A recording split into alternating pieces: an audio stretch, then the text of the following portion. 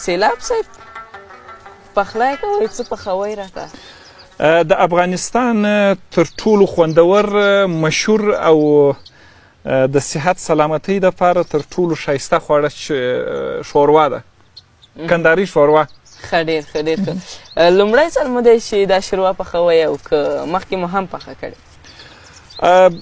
زما په یو د کابلیانو په دغه باندې د پرچم باندې چې ول خود ستایي دې ونیسي، زه په اشپزۍ کې په افغانستان کې چې کومې غذاوې دي هغه خو پرېږده خارجي میله ډېرې غذاوې زده دي. د افغانستان کې څه چې مروجې غذاوې دي، مشهورې غذاوې دي، هغه مې ټولې زده دي او ډېرې مې داسې غذاوې زده دي چې ما خپله اختراع کړې. هغه کومې غذاوې؟ هغه خو لږ راته تشریح کړئ که نه؟ هغه نو بیا بل وخت به درته پخه کړم. هغه یو څه لږ جنجال زیات دی. خو بیا هغه هم داسې دی لکه تقریبا لکه غوربندۍ شوله، تقریبا د 8 رقم حبوباتو څخه جوړېږي. کله کله پخلی هم کوئ؟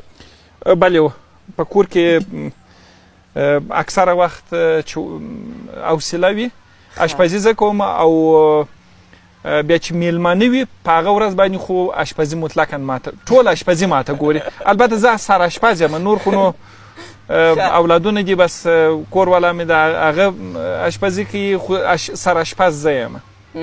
یو خبره بله ده چې زه تر ټولو ښه وړتیا چې زه یې لرم هغه د چا خبره خود ستایي دې نه سي، هغه دا دی چې په ډېر کم مصرف باندې ډېرو خلکو ته ډوډۍ پخولی سم. ښه سیلاب صاحب دا چې تاسو وویل که نه په کور کې هم اشپزي کوئ، په هفته کې څو ځلې اشپزي تاسو باندې کوئ؟ په هفته کې څو ځلې نه وي، خو اکثره وخت چې کور ته کورني مېلمستیا وي هغه اشپزي پر ما باندې ده، او ځینې وخت چې یو څه لږ پر وخت د رخصتۍ په ورځو کې تقریبا اشپزي زه کوم.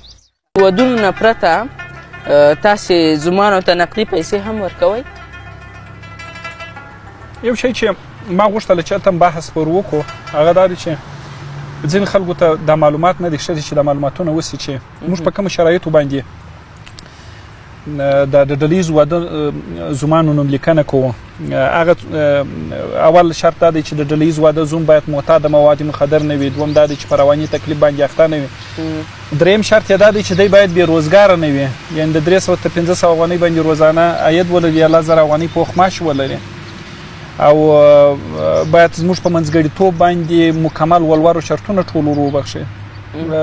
داسې نو 14 شرطونه بیا د هغه څخه وروسته د دوی ډوډۍ د ناوې وزوم کالي او ناوې ته تقریبا 4 جوړې 3 یا 4 جوړې په ځینو ودونو کې 15 جوړې اضافه کالي او 15 جوړې اضافه چپلکې دغه سره مکمل سیټ یې ورته تنظیموي. او بل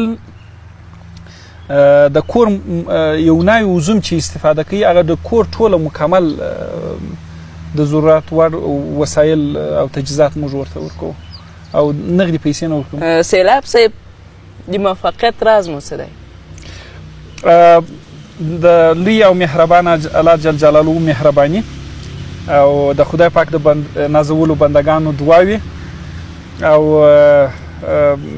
د خواهشاتو کمیدل، د خواهشاتو کمښت ډېر الحمدلله الله سبحانه وتعالی داسې خواهشات مې الحمدلله ډېر کم دي. څه چې دا پوښتنه مې هم له یاده ونوځي، داسې کسانو هم تاسې په لس کې نیسئ چې هغوی واده کړی او تاسې د دوم واده لپاره په لس کې نیولی؟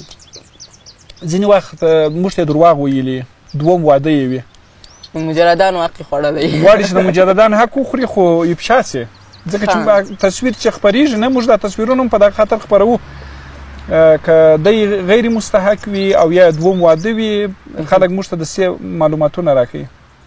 نو په هر ډلییز واده کې یو دوه داسې پیدا کېږي د لیست څخه باسو بیا، ځکه چې هلته موږ مخکې تر مخکې